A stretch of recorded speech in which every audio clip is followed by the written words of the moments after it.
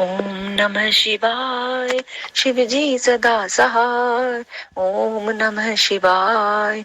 गुरु जी सदा सहाय। ओम नमः शिवाय। शिव जी सदा सहाय। ओम नमः शिवाय। गुरु जी सदा सहाय। ओम नमः शिवाय। शिव जी सदा सहाय। ओम नमः शिवाय। गुरु जी सदा सहाय। ओम नमः शिवाय। शिव जी सदा सहाय। ओम नमः शिवाय। गुरु जी सदा सहाय। ओम नमः शिवाय। शिव जी सदा सहाय। ओम नमः शिवाय। गुरु जी सदा सहाय। ओम नमः शिवाय। शिव जी सदा सहाय। ओम नमः शिवाय। गुरु जी सदा सहाय। ओम नमः शिवाय। शिव जी सदा सहाय। ओम नमः शिवाय। गुरु जी सदा सहाय। जय गुरु जी। शुक्राना गुरु जी। अनंतम अनंतम शुक्राना गुरु जी। जय गुरु जी। शुक्राना गुरु जी। अनंतम अनंतम शुक्राना गुरु जी महाराज। गुरु जी आज्ञा दें, हम शिव पुराण का अध्याय शुरू करते हैं। शिव ज्ञान, शिव की उपासना से देवताओं को उनका दर्शन, सूर्यदेव में शिव की पूजा करके अर्धदान की विधि तथा व्यासावतारों का वर्णन। मंत्र जाप करते हैं। ओम नमः शिवाय। शिव जी सदा सहाय। ओम नमः शिवाय। गुरु जी सदा सहाय। जय गुरु जी। श्री कृष्ण बोले, भगवान अब मैं उस शिव ज्ञान को सुनाना चाहता हूँ जो वेदों का सार तत्व है तथा जिसे भगवान शिव ने अपने शरणागत भक्तों की मुक्ति के लिए कहा है। प्रभु शिव की पूजा कैसे की जाती है, पूजा आदि में किसका अधिकार है और तथा ज्ञान योग आदि कैसे सिद्ध होते हैं। उत्तम व्रत का पालन करने वाले मुनीश्वर ये सब बातें विस्तार पूर्वक बताइए। उपमन्यु ने कहा, भगवान शिव ने जिस वेदोक्त ज्ञान को संक्षिप्त करके कहा है वही शैव ज्ञान है। वह निंदा स्तुति आदि से रहित तथा श्रवण मात्र से ही अपने प्रति विश्वास उत्पन्न करने वाला है। यह दिव्य ज्ञान गुरु की कृपा से प्राप्त होता है और अनायास ही मोक्ष देने वाला है। मैं उसे संक्षेप में ही बताऊंगा क्योंकि उसका विस्तार पूर्वक वर्णन कोई कर ही नहीं सकता है। पूर्व काल में महेश्वर शिव सृष्टि की इच्छा करके सत्कार्य कारणों से नियुक्त हो स्वयं ही अव्यक्त से व्यक्त रूप में प्रकट हुए। उस समय ज्ञान स्वरूप भगवान विश्वनाथ ने देवताओं में सबसे प्रथम देवता वेदपति ब्रह्मा जी को उत्पन्न किया। ब्रह्मा ने उत्पन्न होकर अपने पिता महादेव को देखा तथा ब्रह्मा जी के जनक महादेव जी ने भी उत्पन्न हुए ब्रह्मा की और स्नेहपूर्ण दृष्टि से देखा और उन्हें सृष्टि रचने की आज्ञा दी।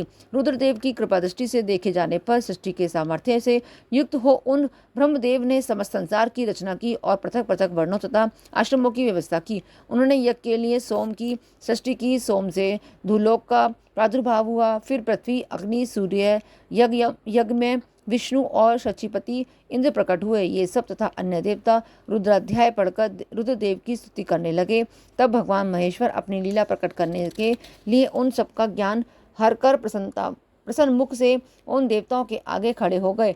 तब देवताओं ने मोहित होकर उनसे पूछा, आप कौन हैं? भगवान रुद्र बोले, श्रेष्ठ देवताओं, सबसे पहले मैं ही था, इस समय भी सर्वत्र मैं ही हूँ और भविष्य में भी मैं ही रहूँगा। मेरे सिवा दूसरा कोई नहीं है। मैं भी अपने तेज से संपूर्ण जगत को तृप्त करता हूँ। मुझसे अधिक और मेरे समान कोई नहीं है। जो मुझे जानता है वह मुक्त हो जाता है। ऐसा कहकर भगवान रुद्र वही अंतर्ध्यान हो गए। तब देवताओं ने उन महेश्वर को नहीं देखा। तब वे वामदेव के मंत्रों द्वारा उनकी स्तुति करने लगे। साम वेद के मंत्रों द्वारा उनकी स्तुति करने लगे। अथर्वशीर्ष में वर्णित पाशुपत व्रत को ग्रहण करके उन अमरगणों ने अपने संपूर्ण अंगों में भस्म लगा लिया। यह देखकर उन पर कृपा करने के लिए पशुपति महादेव अपने गणों और उमा के साथ उनके निकट आए। प्राणायाम के द्वारा श्वास को जीतकर निद्रा रहित एवं निष्पाप हुए योगीजन अपने हृदय में जिनका दर्शन करते हैं उन्हीं महादेव को उन देवेश्वरों ने वहां देखा जिन्हें ईश्वर की इच्छा का अनुसरण करने वाली पराशक्ति कहते हैं। उन वामलोचना भवानी को भी उन्होंने वामदेव महेश्वर के वाम भाग में विराजमान देखा, जो संसार को त्याग कर शिव के परम पद को प्राप्त हो चुके हैं तथा जो नित्य सिद्ध है। उन गणेश्वरों का भी देवताओं ने दर्शन किया। तत्पश्चात देवता महेश्वर संबंधी वैदिक और पौराणिक दिव्य स्तोत्र द्वारा देव सहित महेश्वर की स्तुति करने लगे। तब वृषभ ध्वज महादेव जी भी उन देवताओं की और कृपा पूर्वक देखकर अत्यंत प्रसन्न हो स्वभावतः मधुरवाणी में बोले, मैं तुम लोग पर बहुत संतुष्ट हूँ। उन प्रार्थनीय एवं पूज्य मत भगवान वृषभ ध्वज को अत्यंत प्रसन्नचित आज प्रसन्नचित्त जान देवताओं ने प्रणाम करके आदरपूर्वक उनसे पूछा। देवता बोले, भगवान, इस भूतल पर किस मार्ग से आपकी पूजा होनी चाहिए और उस पूजा में किसका अधिकार है, यह ठीक ठीक बताने की कृपा करें। तब देवेश्वर शिव ने देवी की ओर मुस्कुराते हुए देखा और अपने परम घोर सूर्यमय स्वरूप को दिखाया। उनका वह स्वरूप संपूर्ण ऐश्वर्य गुणों से संपन्न, सर्व तेजोमय, सर्वोत्कृष्ट तथा शक्तियों, अमूर्तियों, अंगों, ग्रहों और देवताओं से घिरा हुआ था। उनके 8 भुजाएं और 4 मुख थे। उसका आधा भाग नारी के रूप में था। उस अद्भुत आकृति वाले आश्चर्यजनक स्वरूप को देखते ही सब देवता यह जान गए कि सूर्यदेव, पार्वती देवी, चंद्रमा, आकाश, वायु, तेज, जल, पृथ्वी तथा शेष पदार्थ भी शिव के ही स्वरूप है। संपूर्ण चराचर जगत शिव में ही है। परस्पर ऐसा कहकर उन्होंने भगवान सूर्य को अर्घ्य दिया और नमस्कार किया। अर्घ्य देते समय वे इस प्रकार बोले, जिनका वर्ण सिंदूर के समान है और मंडल सुंदर है, जो सुवर्ण के समान कांतिमान आभूषणों से विभूषित है, जिनके नेत्र कमल के समान है, जिनके हाथ में भी कमल है और जो ब्रह्मा, इंद्र और नारायण के भी कारण है, उन भगवान को नमस्कार है। योग है उत्तम रत्नों से पूर्ण सुवर्ण, कुमकुम, कुश और पुष्प से युक्त जल सोने के पात्रों में लेकर उन देवेश्वर को अर्घ्य दे और कहे, भगवान, आप प्रसन्न हो, आप सबके आदि कारण हैं, आप ही रुद्र, विष्णु, ब्रह्मा और सूर्य रूप हैं। गणों सहित आप शांत शिव को नमस्कार है, जो एकाग्रचित हो सूर्यमंडल में शिव का पूजन करके प्रातःकाल, मध्याह्न काल और सायंकाल में उनके लिए उत्तम आरती देता है, प्रणाम करता है और इन श्रवण सुखद श्लोकों को पढ़ता है, उसके लिए कुछ भी दुर्लभ नहीं है। यदि वह भक्त है तो अवश्य ही मुक्त हो जाता है। इसलिए प्रतिदिन शिव रूपी सूर्य का पूजन करना चाहिए। धर्म, अर्थ, काम और मोक्ष के लिए मन, वाणी तथा क्रिया द्वारा उनकी आराधना करनी चाहिए। तत्पश्चात मंडल में विराजमान महेश्वर देवताओं की ओर देखकर उन्हें संपूर्ण शास्त्रों में श्रेष्ठ शिव शास्त्र देकर वहीं अंतर्ध्यान हो गए। उस शास्त्र में शिव पूजा का अधिकार ब्राह्मण, क्षत्रिय और वैश्यों को दिया गया है। यह जानकर देवेश्वर शिव को प्रणाम करके देवता जैसे आए थे वैसे चले गए। तदनंतर दीर्घकाल के पश्चात जब वह शास्त्र लुप्त हो गया, तब भगवान शंकर के अंक में बैठी हुई महेश्वरी शिवा ने पतिदेव से उसके विषय में पूछा। तब देवी से प्रेरित हो चंद्रभूषण महादेव ने वेदों का सार निकालकर संपूर्ण आगमों में श्रेष्ठ शास्त्र का उपदेश किया। फिर उन परमेश्वर की आज्ञा से मैंने गुरुदेव अगस्त्य ने और महर्षि दधीची ने भी लोक में उस शास्त्र का प्रचार किया। शूलपाणी महादेव स्वयं भी युग युग में भूतल पर अवतार ले अपने आश्रित जनों की मुक्ति के लिए ज्ञान का प्रसार करते हैं। ऋभु, सत्य, भार्गव, अंगिरा, सविता, मृत्यु, इंद्र, मुनिवर, वशिष्ठ, सारस्वत, त्रिधामा, मुनिश्रेष्ठ, त्रिव्रत, सत्तेजा, साक्षात धर्म स्वरूप नारायण, स्वरक्षक, बुद्धिमान, आरुणि, कृतंजय, भरद्वाज, श्रेष्ठ विद्वान, गौतम, वाचः, श्रवा मुनि, पवित्र, सुषमायणी, तृणबिंदु मुनि, कृष्ण, शाक्त्य, पराशर, उत्तर, जातु, कर्णीय और साक्षात नारायण स्वरूप कृष्ण द्वैपायन मुनि, ये सब व्यासावतार हैं। अब क्रमशः कल्प योगेश्वरों का वर्णन सुनो। लिंग पुराणों में द्वापर के अंत में होने वाले उत्तम व्रतधारी व्यासावतार तथा योगाचार्य अवतारों का वर्णन है। भगवान शिव के शिष्यों में भी जो प्रसिद्ध है उनका वर्णन है। उन अवतारों में भगवान के मुख्य रूप से 4 महातेजस्वी शिष्य होते हैं। फिर उनके सैकड़ों हजारों शिष्य प्रशिष्य हो जाते हैं। लोक में उनके उपदेश के अनुसार भगवान शिव की आज्ञा पालन करने के आदि के द्वारा भक्ति से अत्यंत भावित हो भाग्यवान पुरुष मुक्त हो जाते हैं। अध्याय 8 विराम। जय गुरु जी।